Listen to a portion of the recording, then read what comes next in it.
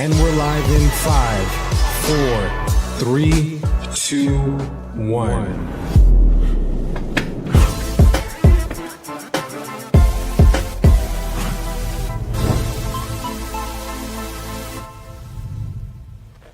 Hey guys, Jordan Nielsen here, host of Real Estate Pros on Lister Pros TV. Today we're at Fairway Mortgage in Las Vegas, Nevada with Trish Williams of Keller Williams, the Marketplace One. Marketplace One, yeah. Hi, Awesome. Jordan. Yeah, thanks for coming back. Round two I know. Real I'm Estate glad you Pros. invited me back. So, yeah, awesome to have you here. Yeah. And noticed your magazine around town. Yeah. On the cover. So talk to us a little bit about this. We got top 100 real estate professionals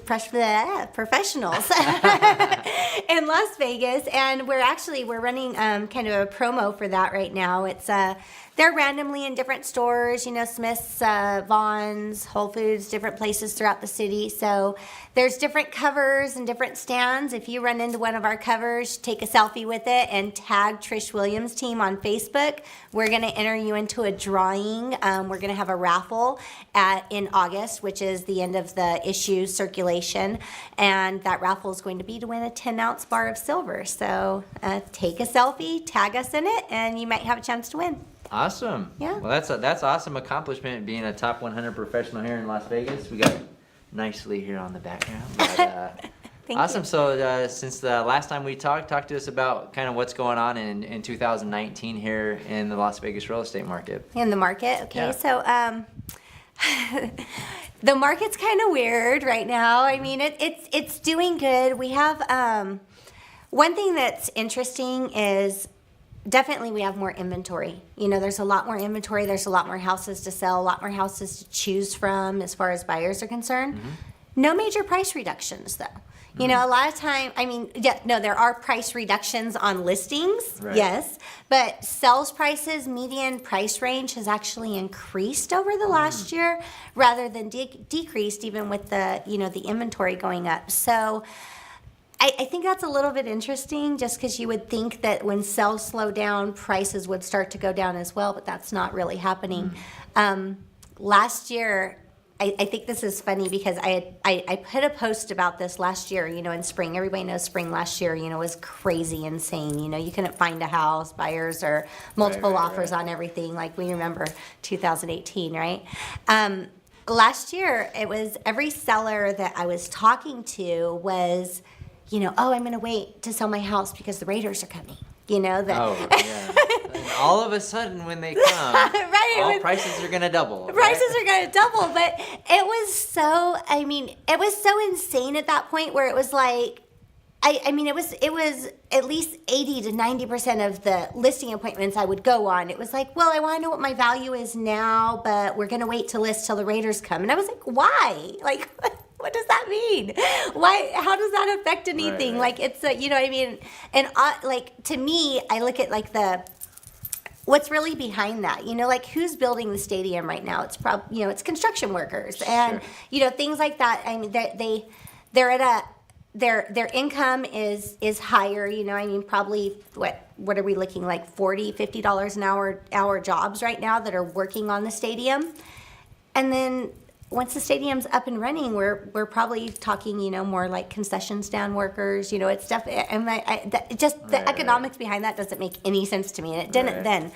And what I was telling people was, we're just going to have a flood of inventory if all the sellers are waiting. They're all holding off. It's just going to drop them all. Maybe they're thinking that all the diehard Raiders fans are going to be moving once the Raiders move. I don't know. I don't know. And I'm like, do you think the football players are going to be moving here, buying $350,000 houses? Like, I don't understand what people are thinking.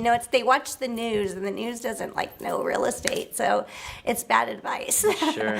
But yeah, so I did this Facebook post about it. It was kind of like a rant last year. It was like, oh my gosh, this is insane, and why are so many people saying this? And then this year now, we're starting to see exactly that. More inventory. Now that inventory's slowing down, everybody wants to list their homes for sale because they want to catch this hype. But it's just like kind of I told you so. Right.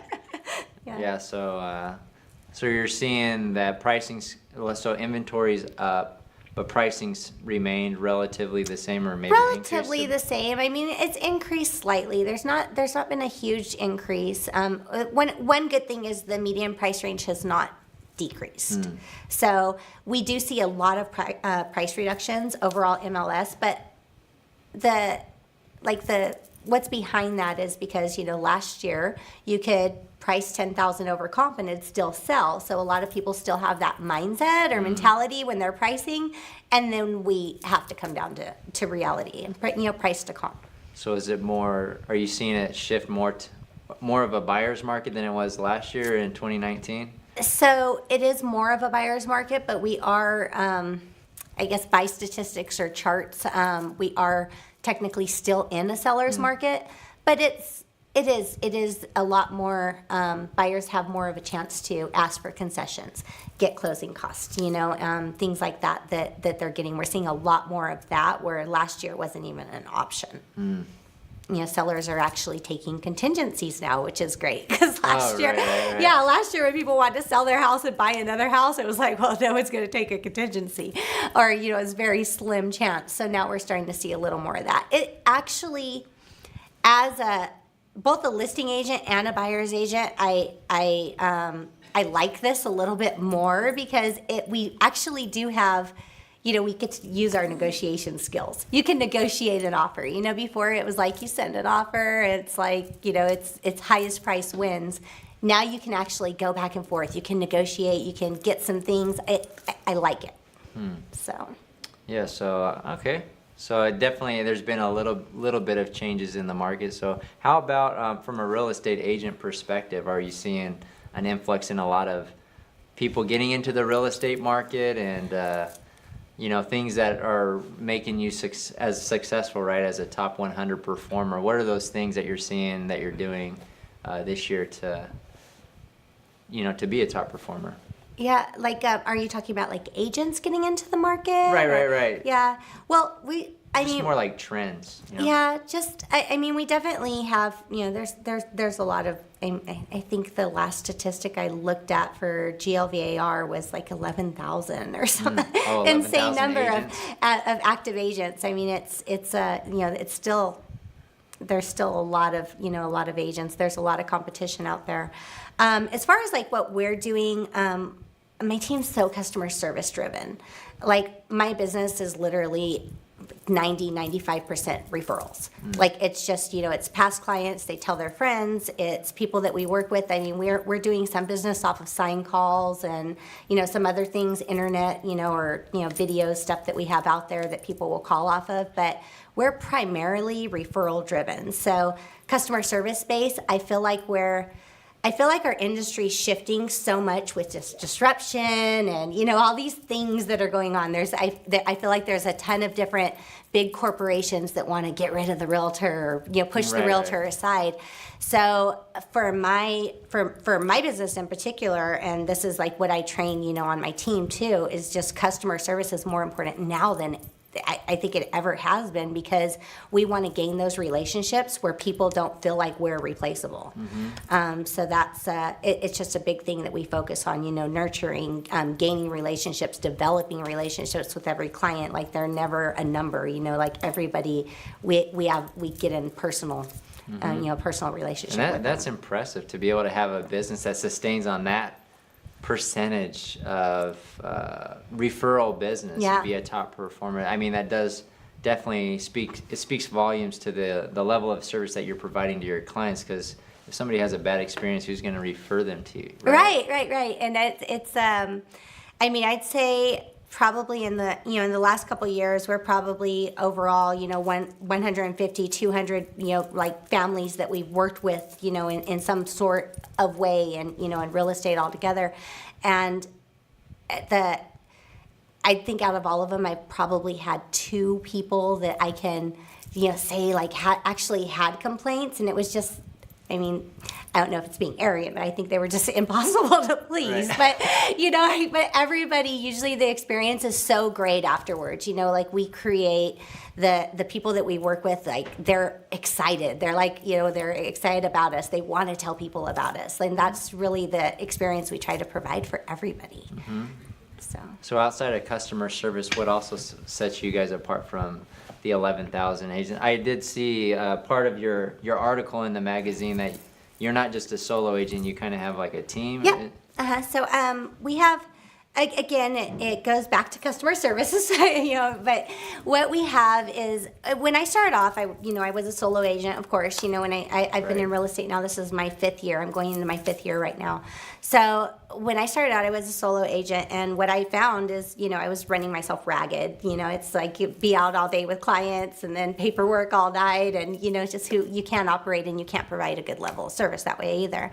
So started with an admin, having somebody full time in the office, Monday through Friday to process paperwork, and now the way our system works is, my admin does paperwork. She creates systems to keep us very organized, just super organized, kind of watches over everything in the office and the way that it goes. She does marketing. Our listings aren't, we don't take a listing and just forget about it. It's constantly looked at daily, reverse prospecting, looking at like who's looking at our listing, who's, what's going on. We're constantly trying to find ways to get our listings sold. Right. So we have that going on behind the scenes. My buyer's agent, Allie, she's super amazing.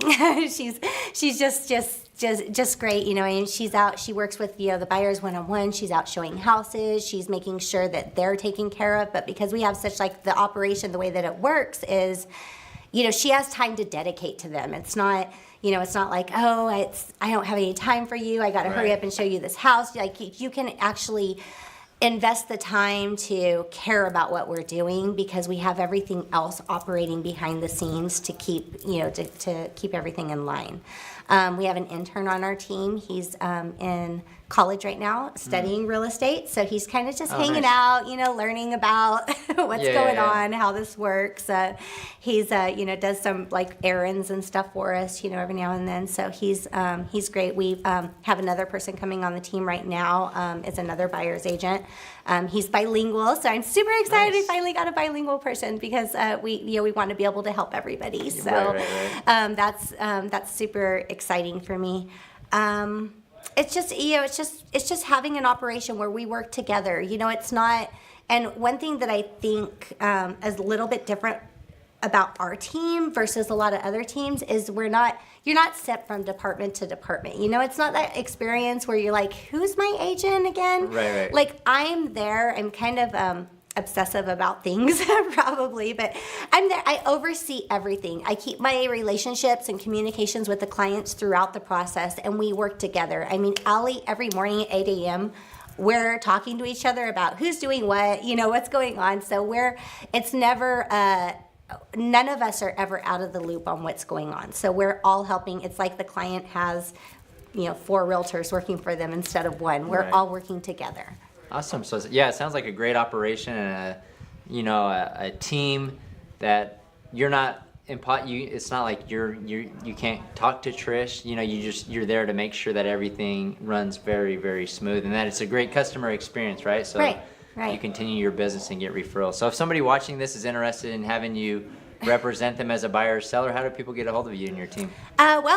My cell phone number is 702-308-2878. Our website is trishsellslv.com. We're on Facebook. I'm huge on Facebook, so I'm always on it. It's Trish Williams' team. Very easy to find us. There's a lot of ways to reach us. So check it out. Find the magazines. Get the find the magazine. Take a selfie. Tag us in it, and you'll get an entry into the raffle for a 10-ounce bar of silver. I mean, like not everybody has those laying around the house. So I'm gonna have to take a selfie after this. Absolutely, please do. Awesome. Well, thank you so much, Trish, for joining me again on Real Estate Pros, and we will see you guys on the next episode. Thank you.